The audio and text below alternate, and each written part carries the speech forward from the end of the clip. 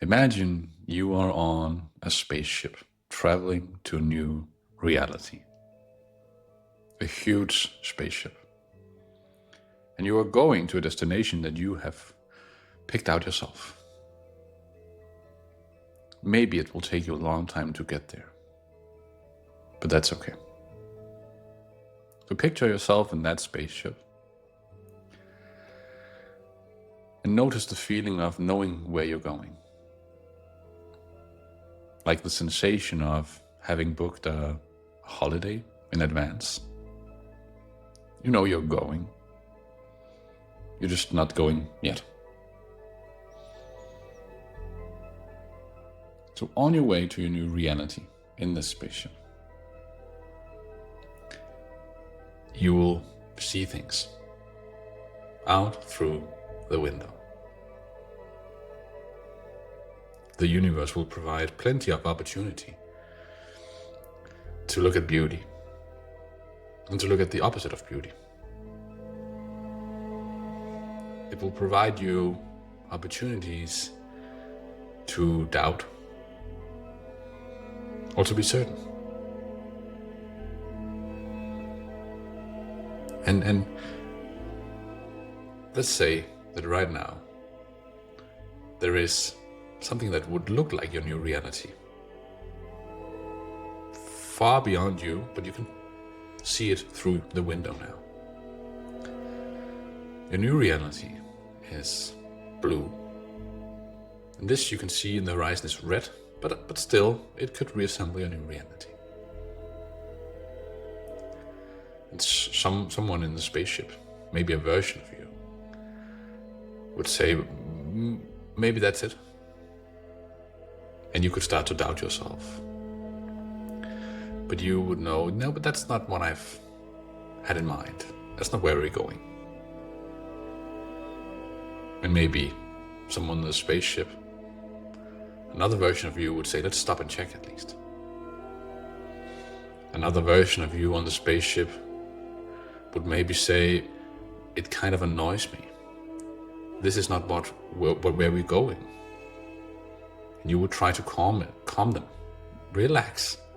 I'm not saying this is where we're going. We're going to a place that I know we're going. So yes, this is here, but we will just move past it. We don't have to argue about that. Yeah, I know it looks like it, but it's not that. Don't worry. But it's really hard for some of the versions of you on this ship to let it go. Let's stop and look, they say. Can we stop? Maybe it is here. Maybe how do you even know that we can go where you say that we are going? Right. This dialogue will continue, and you will push forward, and you will sail or fly, whatever we call it, in a spaceship, past us, past this reality. And sure enough, you can move past it. Just as easily as you came close to it, it will also just move past you. And it will annoy some of the versions of you. But everything's good, and you'll continue. And you'll just continue and continue, because you know, but there's nothing on the way there that will somehow tell me if I'm in my new reality. The thing that will tell me if I'm in my new reality is when I see my new reality. That's simply just it. I can have doubts on the way, I can have obstacles, I can see other stuff, but nothing about it would tell me that I'm going or not going. I know I'm going. And I'm steering this spaceship. Now we get into the real important thing with my consciousness. I have my mind on this destination. I can see it in me, and that is what I've chosen, and I don't leave that image. And I know I'm going, so I don't lack this image. I love this image in my head. I feel good about it. I know that nothing I do, I can try to change the direction of the spaceship, but nothing I do can really add to how fast I get there. The only thing that can really steer me away if I start believing the versions of me that are also on this spaceship. And so I change the coordinates. Okay, let's move to this. Let's move to this. Right. But I know that nothing I see on the way can tell me that I'm not going. But also nothing I do can add to it. I'm automatically going. Unless I screw it up. Right. And that's where we begin. That's how we travel to a new reality. We recognize that nothing is needed. That it's not solving a problem, it's recognizing that the problem was false. I call that the law of knowing. And the law of knowing is that you will know yourself into a new reality. It's what you see when you hear people have spontaneous things happening in their life from deep meditation. The meditation allowed them to forget about who they were and allow them to think they were something else.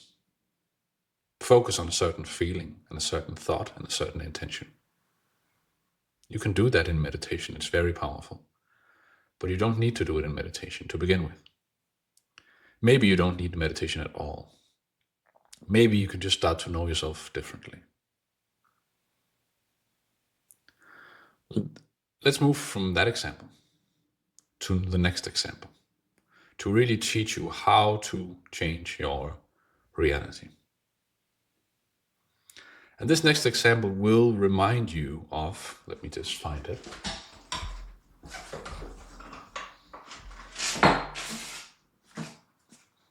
This guy, Neville Goddard. A lot of you, maybe, you're familiar with him, maybe, if you are in my space. Awareness, consciousness, God. Some people call it manifestation. Neville, he has like this ladder experiment, but to make this even more clear, let's call it the butterfly experiment. It's an experiment I tell some of my clients when they start to doubt. And it is, let's begin here. You can have a butterfly in your reality in a few days if you just start picturing a butterfly in your mind's eye. If you fall asleep seeing a butterfly on your hand, in a few days it will be there. A live butterfly or something that looks like that. You can give it a certain color, and you can pick another animal if you see butterflies all the time. And then I joke with my clients. I say, tomorrow you will, if you do as you normally do, you will call me and say, Chris, how do I get this butterfly? Do I plant a butterfly bush in my front garden? Do I go to a local zoo where they have butterflies? Do I need to call a friend? And I say, no, nothing you can do will add to that butterfly appearing in your reality. It is yours. You simply just have to rest and let it appear. Something you do will make sure that you are at the right place at the right time to experience that butterfly. But nothing that you need to worry about. The orchestration is divine. You set the direction of the spaceship, but nothing else. And then the next day I tell my clients, still joking, and they know this. The day after tomorrow, maybe you will call me and tell me that you just saw a ladybug. What the F is up with that, Chris? Why do I see a ladybug when I asked for a butterfly? Did I do it wrong? Was there a ladybug in my subconscious? Is that why? I also have this belief that I always get ladybugs when I ask for butterflies. And I say, no. That's another animal. It has nothing to do with your butterfly. They are not related. And they're not correlated. That ladybug is just a ladybug. It has nothing to do with the butterfly. So there are two good examples and two important lessons in this story. Nothing you do will add to you getting what you want in your new reality. But also, more importantly, to a lot of you people that doubt your manifestations, nothing you see can take away from your manifestation appearing. But what happens when you focus on the ladybug? You focus on the lack of the butterfly, right? But you can see in this far out example, I really push it out there, not to make fun of you and not to make fun of my clients, but to give a great analogy of how much insanity we push into the relationship we have with reality. We have identified so much with the thing we want that we think that something that is actually not related is related. That there's such a thing as opposites, like that lack can somehow prove that love is not here,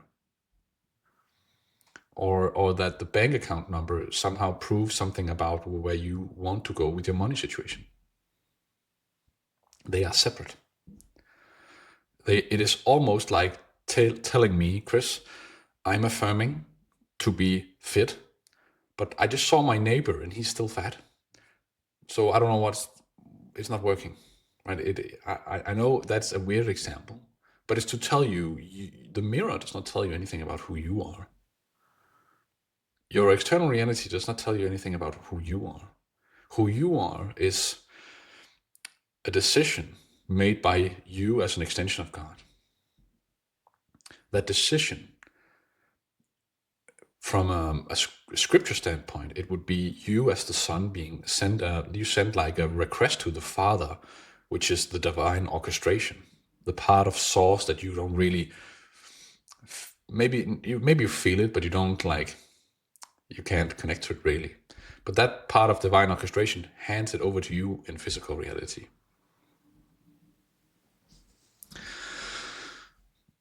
So you see opposites where there is none. And I tell you that all the time. There are no opposites. It's not related. Nothing you see is related to what you want in your mind's eye. And even Neville, this guy, right? Even Neville, he knew this. So in his experiment, the ladder experiment, he actually said this to you. He said, you know what? Picture a ladder. Picture climbing a ladder for a few nights before going to bed. And then tell yourself, I'm not going to climb a ladder. And there are different opinions, but I really think that he was trying to prove a point to you. That you can say whatever you want. You can affirm whatever you want. It does not change the fact that one of these days you're going to climb a ladder. Simply by moving your direction of the spaceship to this new reality. So what is that? It is moving your consciousness to that. Visualization, it's not a tool you have in your head. It is moving consciousness to a different reality. Imagination, visualization, memory, all of it. We have terms for it, but it's really a prison. Science has imprisoned that and says it's all in your head, but it's not. Your head is in that. Your head is in your consciousness.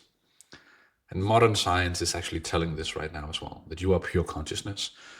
And we are all pure consciousness. Even the things you look at that seems real, it's also consciousness. Most of this is what the scientists would say empty space. Not even 1% of this is solid, which is weird, right? We'll talk about that in the next video on how to destabilize physical reality so you can reintroduce a new reality. That's the next video. It's coming, I've promised you guys, but it's coming and it's very powerful. So let's move on to the most important part of this video. How to then shift realities. Let's have a sip of this coffee. It's not hot anymore, so no slurping today, even though I know you love it. Oh, I really want to make the sound, right? Just to show you guys how much I love you. Let's continue. So shifting realities. Now here's a few headlines. It's not about creating a new reality, it's about uncreating your current one. It's about removing falsehood in your current reality. If you go to scripture, Adam and Eve, where were they in the beginning? The Garden of Eden, right? Not at the end. And when we know, and science is slowly confirming this now, that it is you are looking at your own beliefs when you're looking at physical reality. When we know that, okay, so before belief, before ideas, before identifications, before thoughts, I was in paradise. Yes. I've told my clients somewhat jokingly, but also like it's a good example that if your parents taught you as a kid that the way to live a life was to sometimes just win the lottery and then get on with your life, then maybe right now that would be how you are living your life. And I know to some people that might be stretching it a bit too far. Chris, there are rules to this. There's something that I cannot manifest. It's insane to think like that. Well, just use the example, and I encourage you, just prove it to yourself. Prove to yourself that anything is possible. Don't take my word for what is possible or not possible, just do it.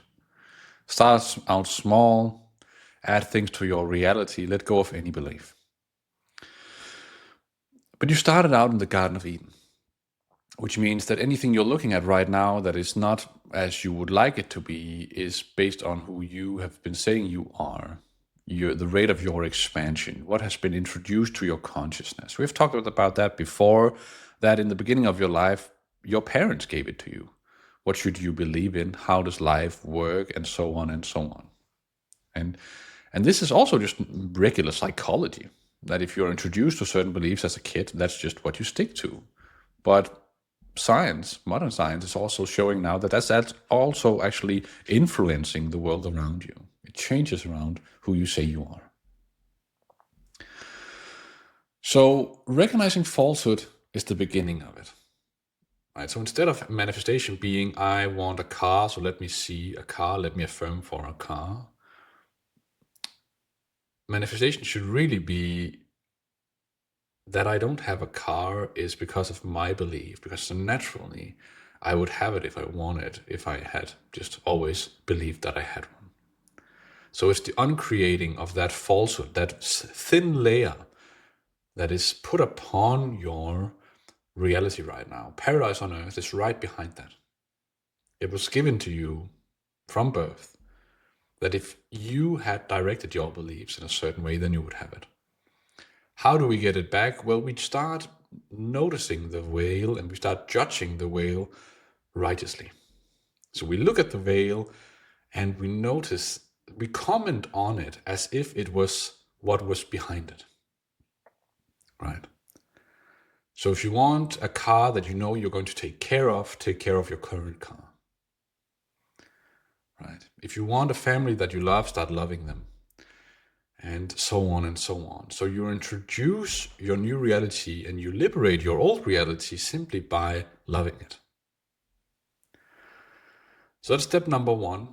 You recognize falsehood. You recognize, where have I been wrong? Right?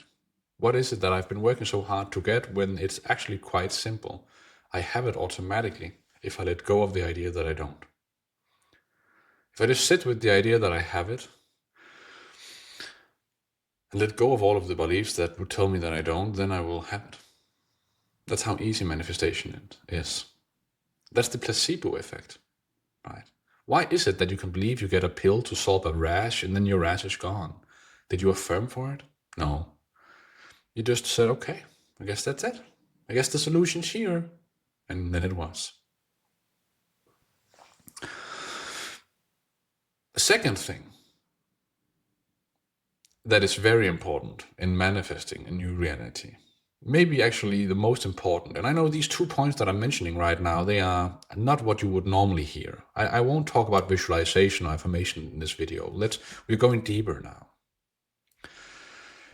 I want you to start obsessing, not in a bad way, about catching your first moment of discomfort. So what do I mean by that? I've written down a sentence, and this is a very important sentence. So write it down or remember it.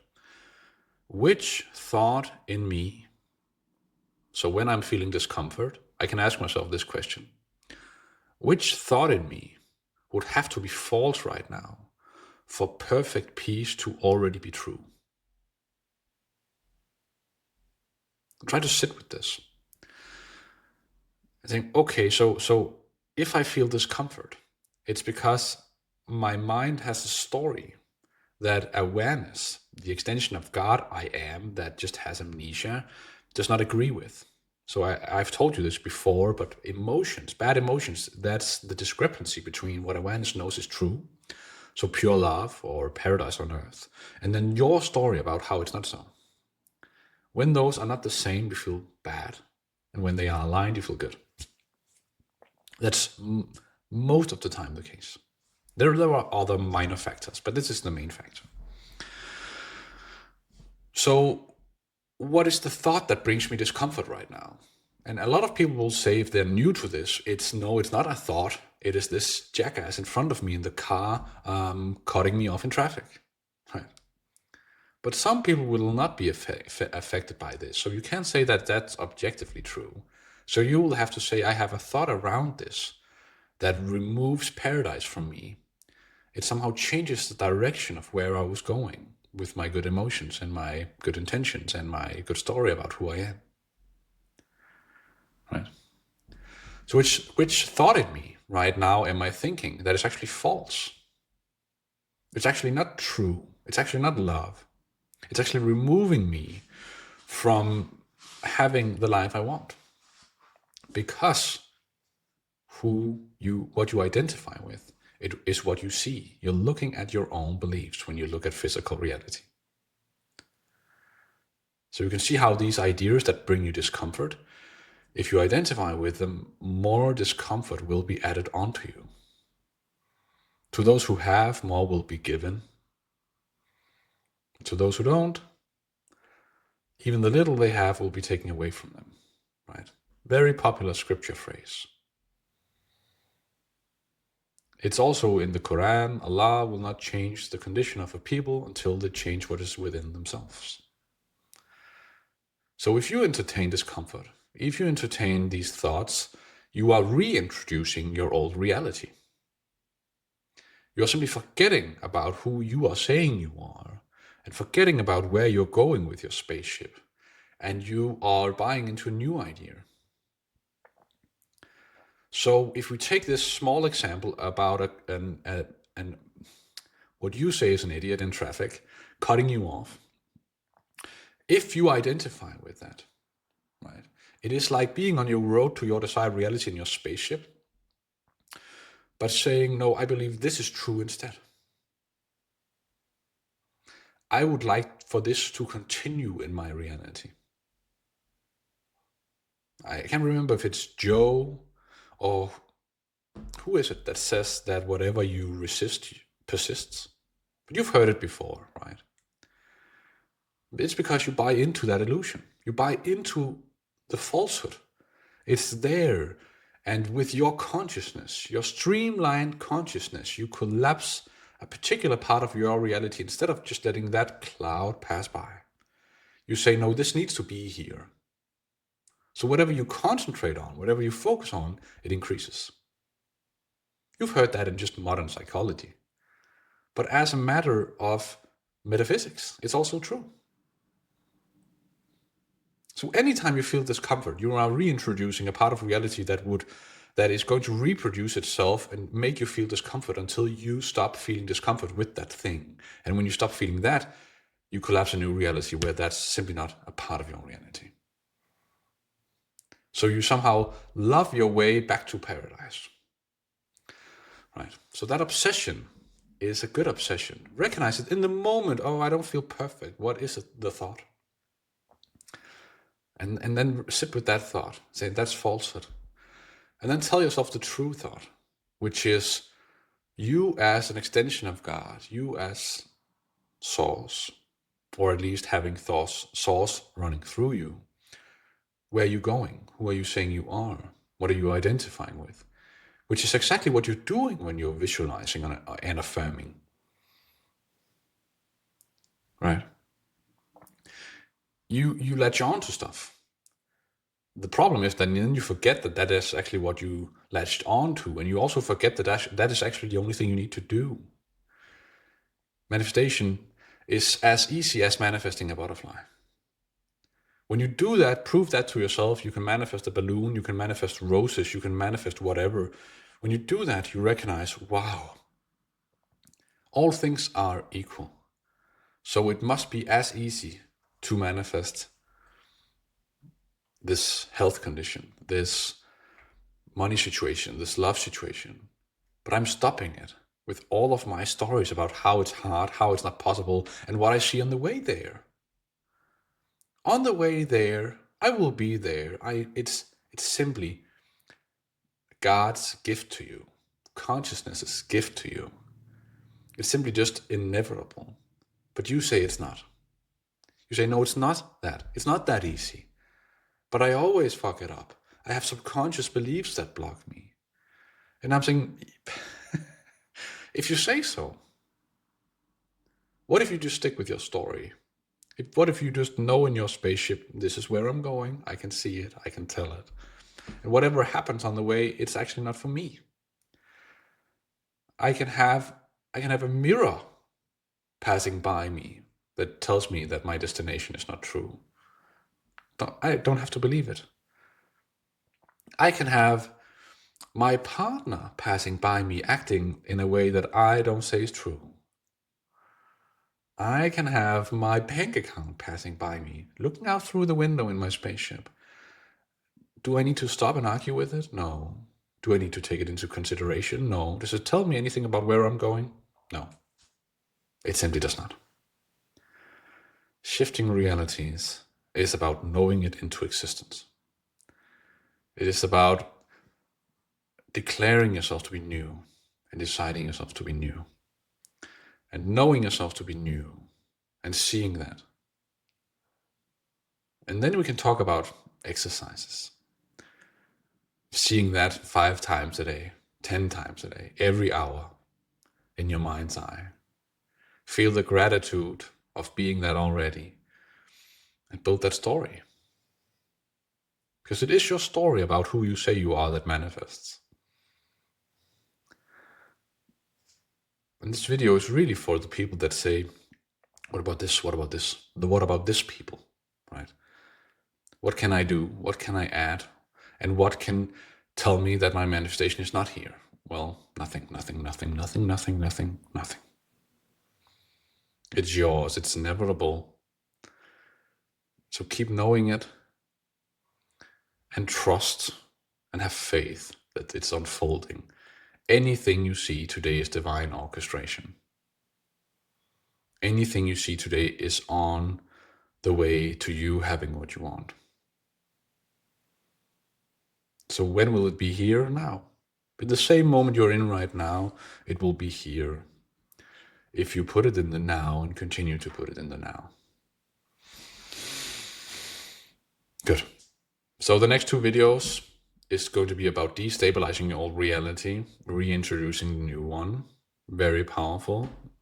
After that, in a few days, we'll have a video, I called it the green card, red card, which is basically about what card am I holding in my day? Am I saying that my reality is perfect? Or am I saying that I have something I would like to manifest a change of? Because if you keep on saying this, you keep on reintroducing more you want to change. That's in 2 videos. If you want to work with me, link is in the description as always. Thank you for being here. I appreciate it very much. Talk to you soon. Get out of here. Bye.